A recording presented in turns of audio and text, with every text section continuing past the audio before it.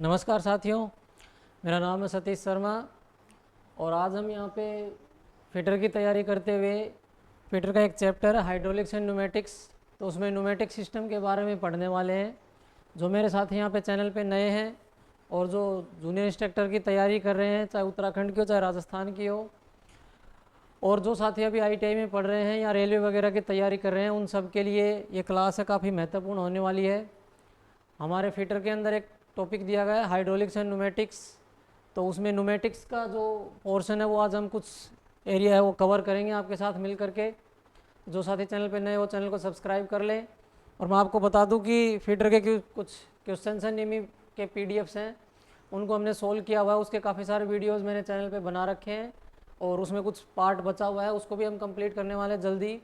तो आप जाकर के चैनल के ऊपर वो सारे वीडियोज़ वहाँ से देख सकते हैं, आपकी काफ़ी मदद वहाँ से हो सकती है, ठीक है। और कुछ टॉपिक्स भी मैंने पढ़ा रखे हैं, उनको भी आप वहाँ जा कर के देख सकते हैं। तो आज हम पढ़ने वाले हैं सबसे पहले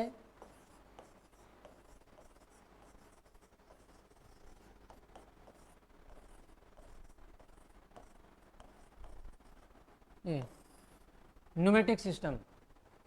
सबसे पहले तो इसका नाम न्यूमेटिक सिस्टम क्यों है, तो देखिए न्यूमेटिक सिस्टम इसको लिया गया है न्यूमा शब्द से।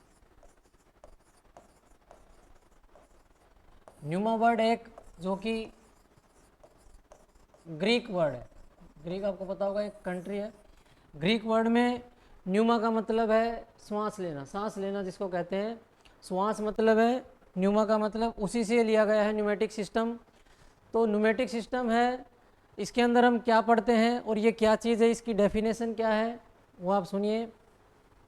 तो ये भी एक ब्रांच ऑफ साइंस है, it is a branch of science which deals with applications of air, यानी कि ये भी एक विज्ञान की शाखा है जिसके अंदर हम जो एयर है उसके एप्लीकेशंस हैं, उसके उपयोग हैं, उनके बारे में पढ़ते हैं।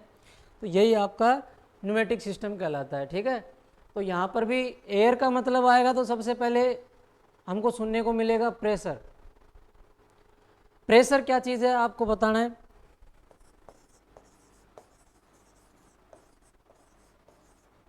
हिंदी में कहते हैं दाब, ठीक है। प्रेशर, तो प्रेशर क्या है ये बताना है आपको।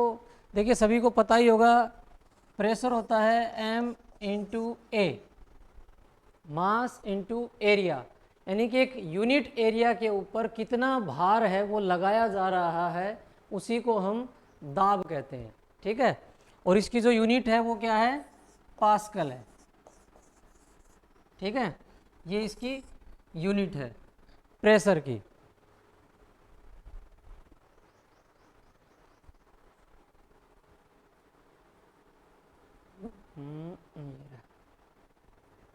नई स्लाइड ले लेते हैं।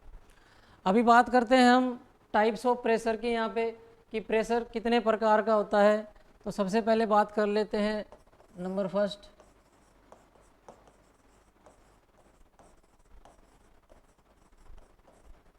एटमॉस्फेरिक प्रेशर, वायुमंडलीय दाब जिसको हम हिंदी में कहते हैं।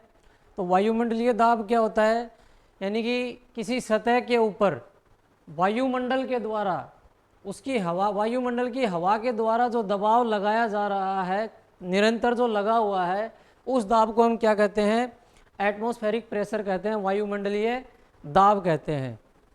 नंबर 2 पे है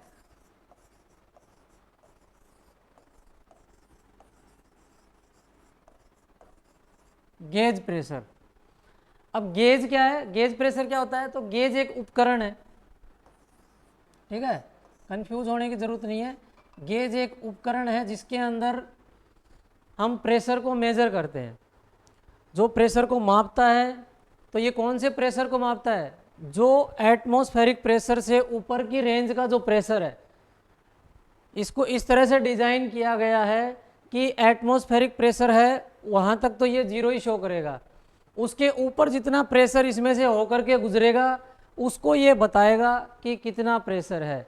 यानी कि एक गेज एक उपकरण है, उसके अंदर से जो प्रेशर होकर के गुजरता है, जो एटमॉस्फेरिक प्रेशर से ज़्यादा होता है उसको ये बताता है। उसी प्रेशर को हम क्या कहते हैं, गेज प्रेशर कहते हैं, ठीक है। नंबर 3 है यहाँ पे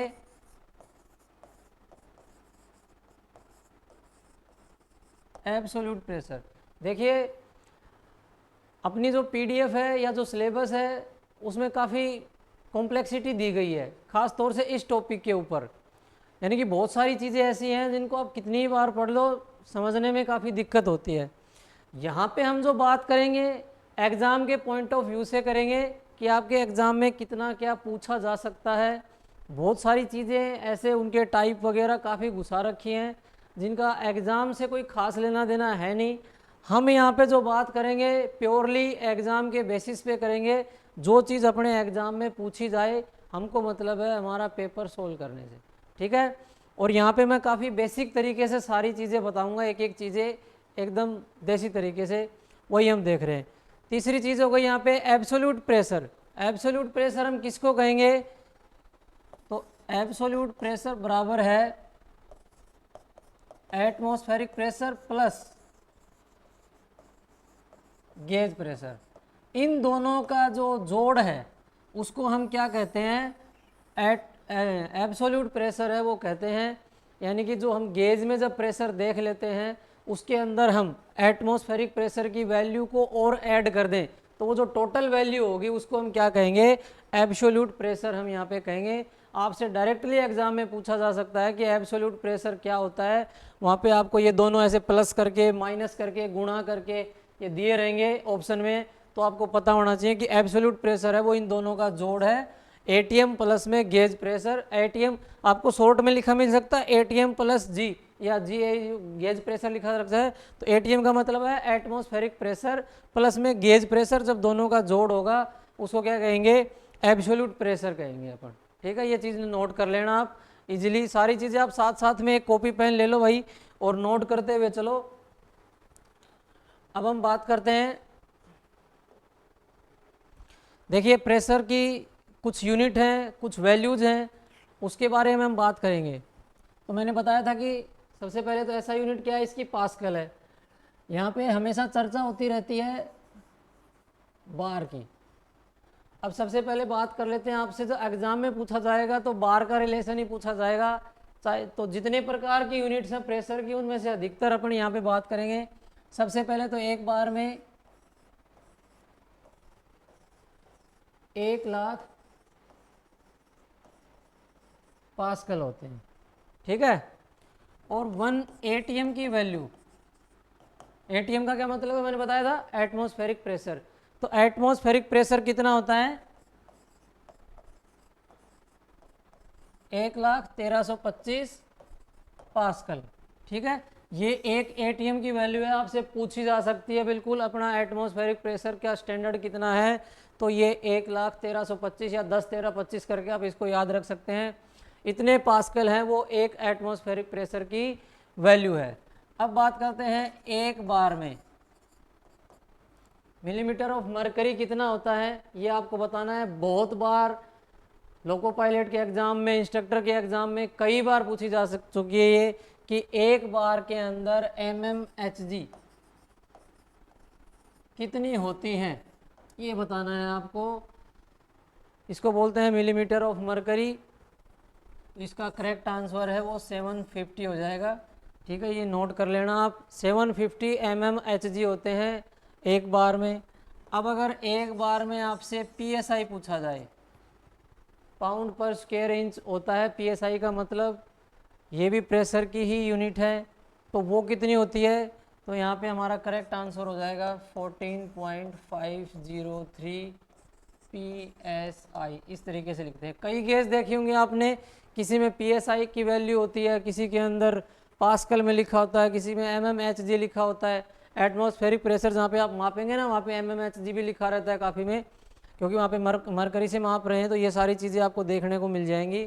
तो आपको बताना रहेगा कि किस किस की कितनी वैल्यू है। तो ये कुछ नॉर्मल वैल्यूज़ हैं जो आपको याद रखनी चाहिए, आपको देखने को मिल जाएंगी।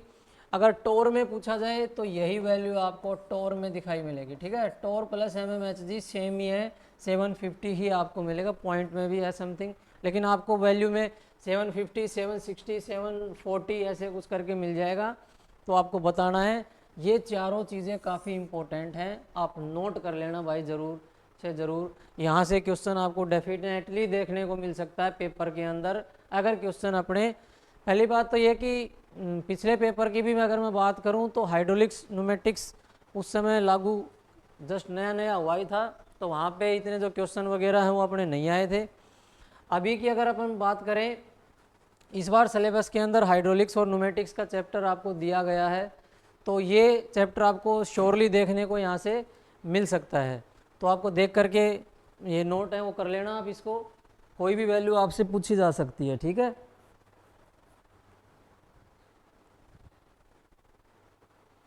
इससे अगर अगली चीज़ की बात करें हम यहाँ पे, तो हमारा आएगा अगली चीज़ है फोर्स।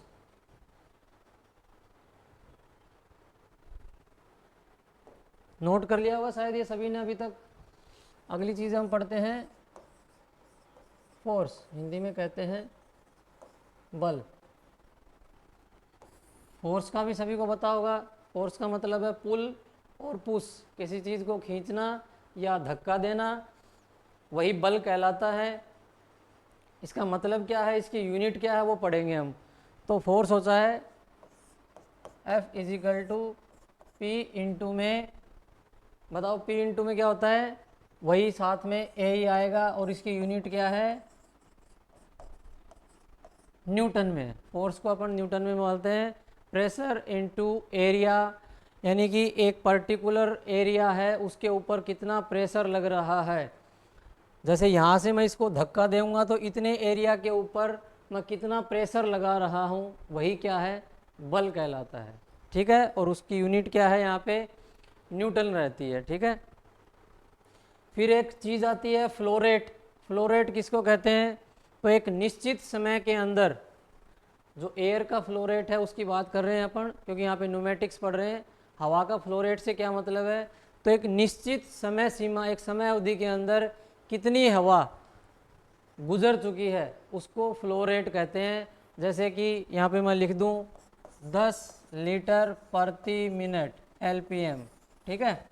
ये एयर का फ्लो रेट है कि 1 मिनट में 10 लीटर हवा है वो अंदर आ गई है या बाहर निकल गई है। ये LPM में इस फ्लो रेट को अपन मापते हैं, ठीक है। अगली चीज़ है हमारी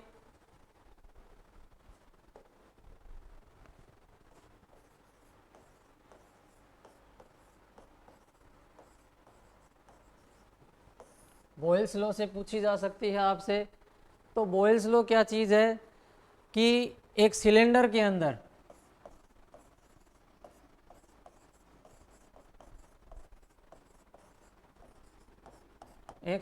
में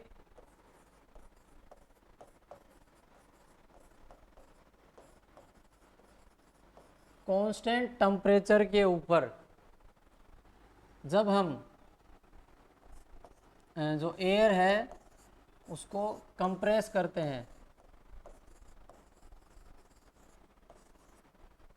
एयर को जब अपन कंप्रेस करते हैं, उसका प्रेशर जो बढ़ाते हैं, उस समय क्या होता है, जो प्रेशर है ना वो इन्वर्सली प्रोपोर्शनल होता है किसके, वॉल्यूम के, ठीक है।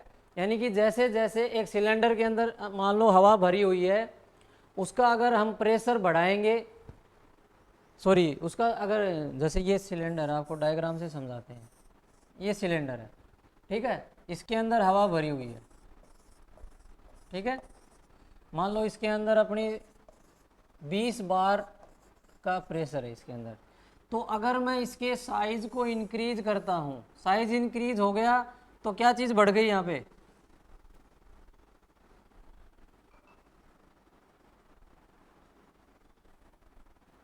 अगर इसका साइज इंक्रीज हुआ तो क्या चीज़ बढ़ गई, वॉल्यूम बढ़ गई ना इसकी।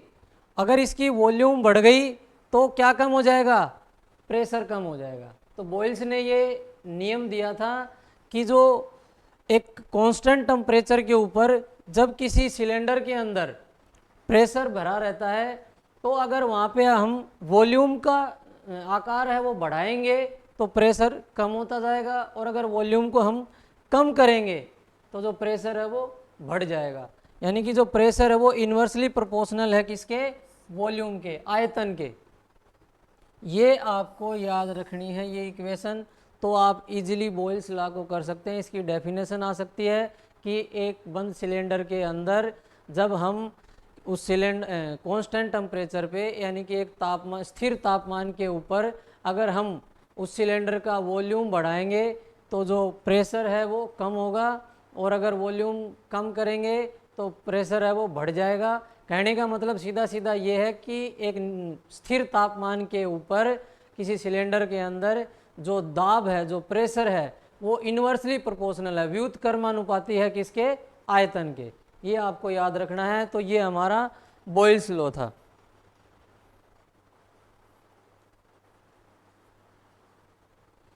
अगली जो चीज़ दी गई है इसके अंदर, इसकी एप्लीकेशंस हैं, कुछ काम में कैसे लेते हैं, उसमें सबसे पहली चीज़ है हमारा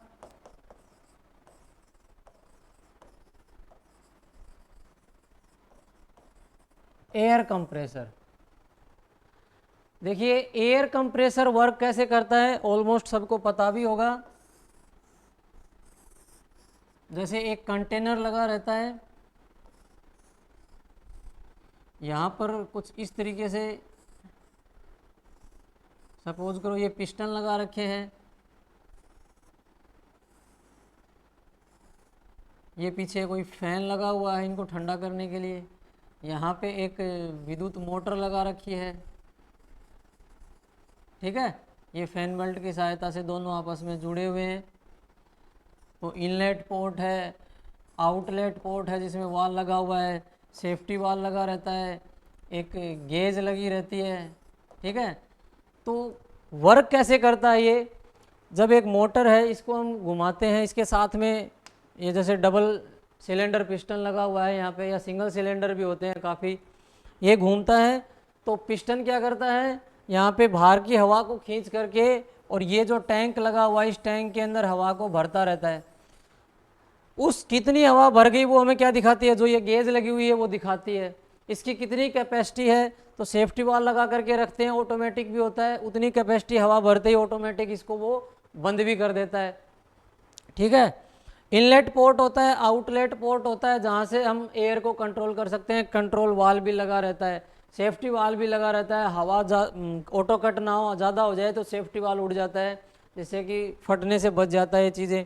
ये यहाँ पे पिस्टन लगे रहते हैं, इनके सामने पिस्टन के ऊपर जो एयर फिल्टर है वो लगा रहता है कि बाहर से हवा खींचेगा, उसमें काफ़ी धूल मिट्टी के कण वगैरह भी रहते हैं, मॉइस्चर भी रहता है। इनमें ड्रायर्स भी लगे रहते हैं, काफ़ी अच्छी क्वालिटी के आते हैं, उनमें ड्रायर्स का काम रहता है कि जो हवा के अंदर हमारी वाष्प या जो धूल मिट्टी वगैरह रहती है उनको सोख लेते हैं, और नमी है वो नहीं गुजरती है। क्योंकि जब एयर को काफ़ी कंप्रेस्ड रूप में हम काम में लेते हैं तो उसके अंदर अगर वाष्प होगा या धूल मिट्टी के कण होंगे तो जो हमारे उपकरण हैं जो हवा से चल रहे हैं वो ख़राब हो सकते हैं। इसलिए हमें जो एयर ड्रायर वगैरह हैं इनका यूज़ लेना पड़ता है, फिल्टर वगैरह हैं इनका यूज़ लेना पड़ता है, ताकि धूल मिट्टी के कण और जो इसके पानी के कण वगैरह हैं, वाष्प के कण वगैरह हैं, वो इनको सोख सकें या रोक सकें। तो ये हमारा एयर कंप्रेसर रहता है जिसका अहम रोल है किसी भी एक न्यूमेटिक सिस्टम के अंदर। अगर आपके पास एयर कंप्रेसर नहीं है तो बताइए आप हवा को कहाँ से स्टोर करेंगे, कैसे आप उस हवा से किसी काम को चला पाएंगे। पहले आपको एयर कंप्रेसर ही चाहिए ताकि वो हवा को कहीं पे स्टोर कर सके और कंप्रेस कर सके किसी एक निश्चित प्रेशर के ऊपर, जिस हिसाब से हमें काम में उसको लेना है, ठीक है। तो ये एयर कंप्रेसर का वर्क रहेगा हमारा इसके अंदर। इसके बारे में डायग्राम वगैरह आप वहाँ से देख सकते हैं, इसमें कुछ चीज़ें जो लगी हुई है इनके बारे में आप वहाँ से देख सकते हैं। यहाँ पे एग्जैक्ट डायग्राम बन नहीं पाएगा भाई मेरे से। तो इसकी एक और एप्लीकेशन है जिसको कहते हैं FRL यूनिट बोलते हैं वैसे इसको, जो कि एयर कंप्रेसर के साथ में यूज होती है या न्यूमेटिक सिस्टम में यूज होती है। FRL आपको याद रखनी है। इसमें से इसकी फुल फॉर्म या किसी एक चीज़ का नाम आपसे पूछ लिया जा सकता है। तो F का मतलब यहाँ पे दिया गया है फिल्टर। तो फिल्टर का इसके अंदर क्या कार्य है, देखिए मैंने अभी बताया था आपको, जब हवा एटमॉस्फेयर से कंप्रेसर खींच रहा है अपने अंदर पिस्टन की मदद से, तो उसमें काफ़ी सारे धूल मिट्टी के कण रहते हैं, हवा में धूल मिट्टी उड़ती रहती है। तो वो धूल मिट्टी के कण अगर साथ में हवा के अंदर तक आ जाएंगे और फिर हम जो उपकरण काम में ले रहे हैं वहाँ तक वो जाएंगे तो उनको ख़राब कर सकते हैं, लीकेज हो सकती है, पाइपें ख़राब हो सकती हैं। तो इस वजह से हमें फ़िल्टर लगाना रहता है। उस फिल्टर में से जब हवा अंदर जाते समय गुजरती है तो जो धूल मिट्टी के कण हैं वो सारे के सारे वहीं पे सोख लेता है और जो शुद्ध हवा है वो अंदर चली जाती है। ये काम रहता है हमारा फिल्टर का। 2 नंबर पे है आर। आर का मतलब है यहाँ पे रेगुलेटर। रेगुलेटर आप नाम से ही समझ रहे हैं।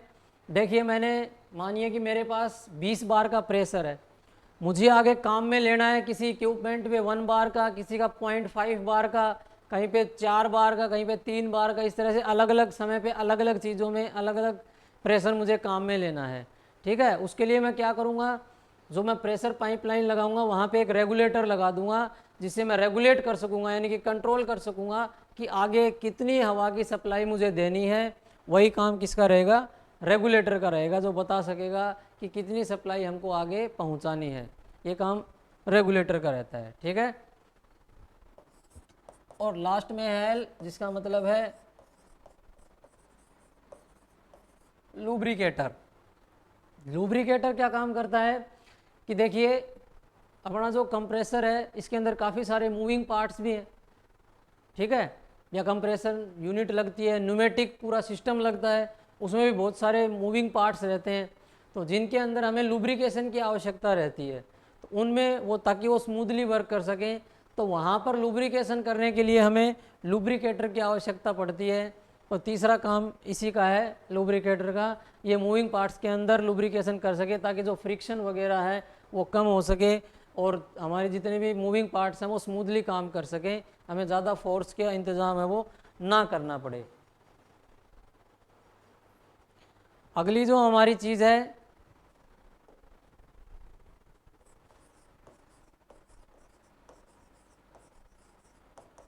देखिए, आज हम जो पढ़ रहे हैं वो सारी की सारी चीज़ें न्यूमेटिक सिस्टम से रिलेटेड हैं।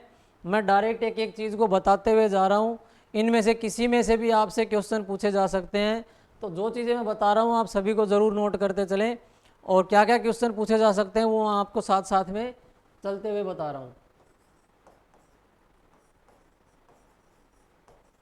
अगली जो चीज़ है हमारी वो है न्यूमेटिक एक्चुएटर। तो न्यूमेटिक एक्चुएटर क्या होते हैं, ये क्या करते हैं कि जो हमारी कंप्रेस्ड जो एयर है ना उसको किस में कन्वर्ट करते हैं, मैकेनिकल एनर्जी में कन्वर्ट करते हैं।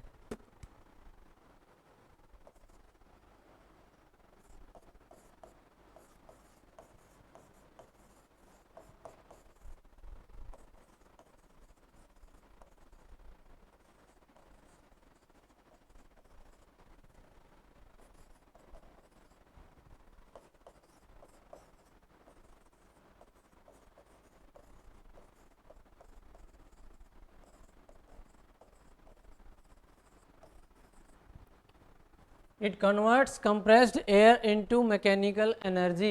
इसका क्या मतलब है, देखिए आपने देखा होगा, क्या एग्जांपल दूँ आपको, जैसे गाड़ियों के टायर खोलने के लिए आजकल एक गन सी आ रखी है। ठीक है, उसमें क्या होता है, पीछे से एयर प्रेशर होता है।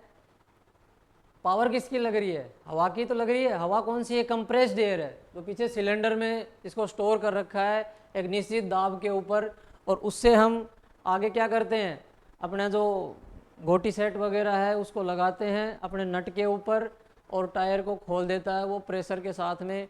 यानी कि वहाँ से तो सिर्फ हवा ही आई थी, लेकिन उसने वहाँ पे उसको मैकेनिकल एनर्जी में कन्वर्ट कर दिया ना, जिससे उसने किसी नट को खोल दिया। काफ़ी इजीली आजकल खोल पा रहे हैं, पहले हाथों से खोलते थे, आजकल सब कुछ हो रहा है। तो वो किसकी वजह से हो रहा है, न्यूमेटिक सिस्टम की वजह से हो रहा है। और उसमें क्या लगे हुए हैं, न्यूमेटिक एक्चुएटर लगे हुए हैं। न्यूमेटिक एक्चुएटर में का मतलब है जैसे कि सिंगल एक्टिंग सिलेंडर हो गया, डबल एक्टिंग सिलेंडर हो गया, ये सारे अलग अलग टाइप से वर्क करते हैं।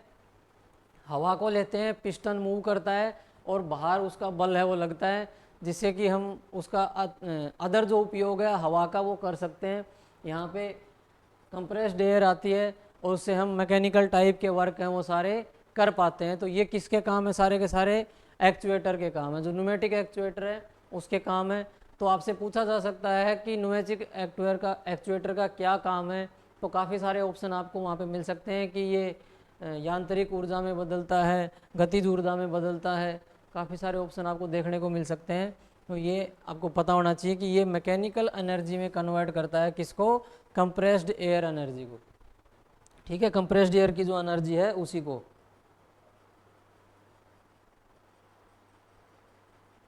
तो एक आपसे एक फॉर्मूला पूछा जा सकता है, यहाँ पे मैं बात करूँ तो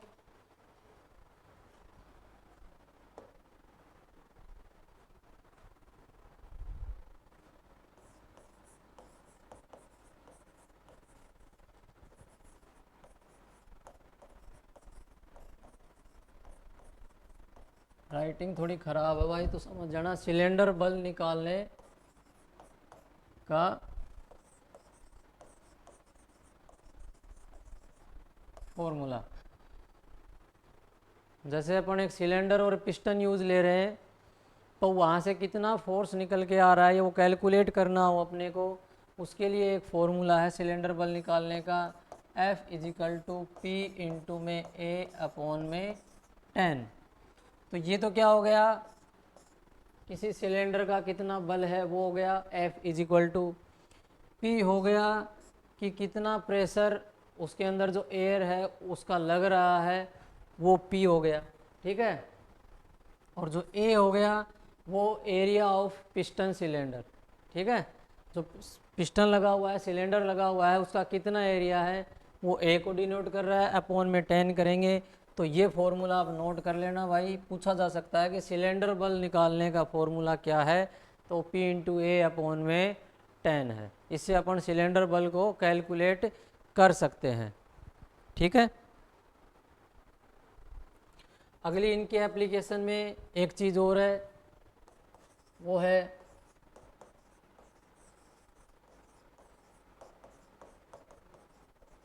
सिंगल एक्टिंग सिलेंडर। तो यही एक्चुएटर वाला ही पार्ट है, ये भी एक्चुएटर किस तरह से वर्क करते हैं। तो देखिए सिंगल एक्टिंग सिलेंडर में क्या होता है, जैसे ये एक सिलेंडर है, ठीक है, इसके अंदर क्या होगा, ये आपका एक पिस्टन लगा हुआ है, ये पिस्टन रोड है, यहाँ पे ये कनेक्टेड है इसके साथ में। बाहर इससे अपन कोई भी वर्क ले रहे हैं, इसका फोर्स जो लगेगा, यहाँ पे सपोज करिए ये एक पोर्ट है जहाँ से हवा आती भी है और जाती भी है। ठीक है, कंप्रेस्ड एयर आती भी है। तो जब यहाँ पे क्या होता है, एक स्प्रिंग लगा रहता है,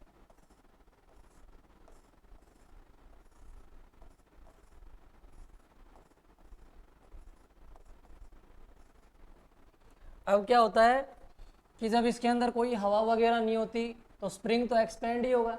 स्प्रिंग एक्सपेंड होगा तो जो पिस्टन है वो नीचे की तरफ आ जाएगा, यहाँ तक आ जाएगा। ठीक है, और ये थोड़ा और नीचे होता है, यहाँ मान लीजिए इसको, यहाँ होता है पोर्ट, तो ये पिस्टन यहाँ तक आ जाएगा।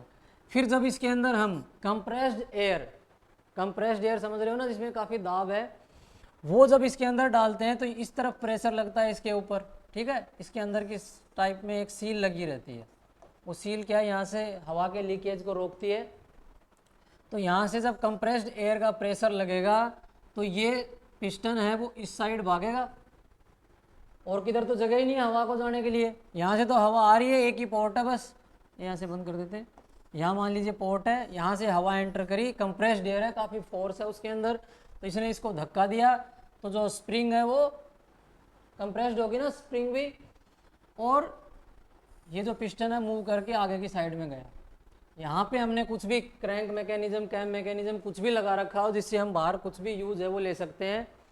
फिर क्या होगा, जैसे ही हवा वापस जाएगी तो ये स्प्रिंग की मदद से वापस यहीं आ जाएगा। ठीक है, तो ये चीज़ निरंतर चलती रहेगी कि हवा कंप्रेस्ड अंदर आएगी तो इसको प्रेस करेगी, फिर स्प्रिंग की वजह से ये वापस आ जाएगा, हवा वापस निकल जाएगी। तो ये क्रिया निरंतर जो है चलती रहती है, और ये पिस्टन मूव करता रहता है। पिस्टन मूव करने पर अपने को मैकेनिकल एनर्जी मिल गई यहाँ पे, इसका कोई भी काम अपन आगे ले सकते हैं। तो आपको बस इसमें एक इससे क्वेश्चन क्या पूछा जा सकता है, आपको वही याद रखना है कि इसके अंदर जो वाल सिस्टम हम यूज लेंगे ना, वो 3 पोर्ट और 2 पोजीशन वाला यूज लेंगे। ठीक है, ये याद रखना आप कि इसके अंदर जो वाल्व सिस्टम यूज लेंगे सिंगल एक्टिंग सिलेंडर में, वो 3 पोर्ट 2 पोजीशन का वाल्व काम में लेंगे। और इसमें पोर्ट कितने हैं? एक ही पोर्ट है, ठीक है, एक ही पोर्ट है सिंगल एक्टिंग सिलेंडर में। अब बात कर लेते हैं यहाँ पे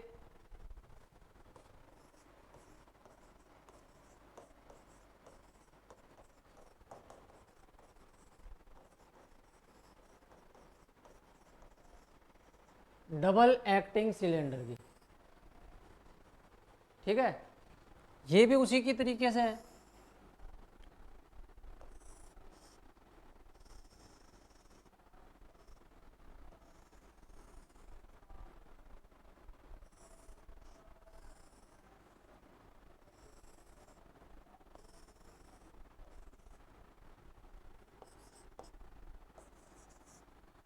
इसमें क्या फ़र्क है? वही सील भी लगी हुई है कि इसमें जो पोर्ट है ना वो 2 दिए गए हैं यहाँ पे, एक ये ए और एक ये बी।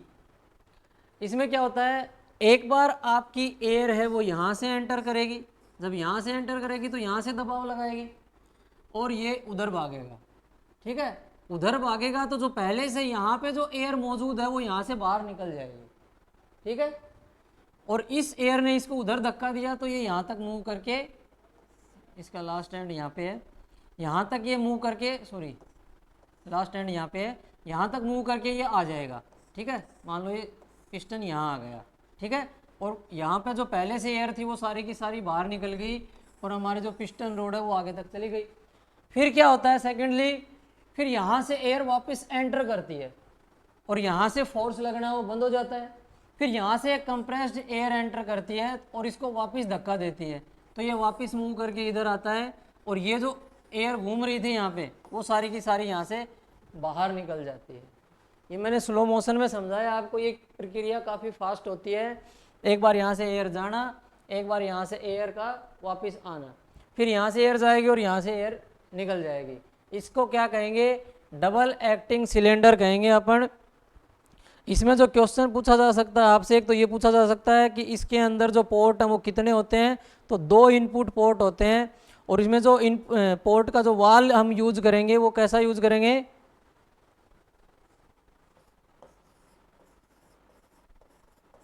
5 पोर्ट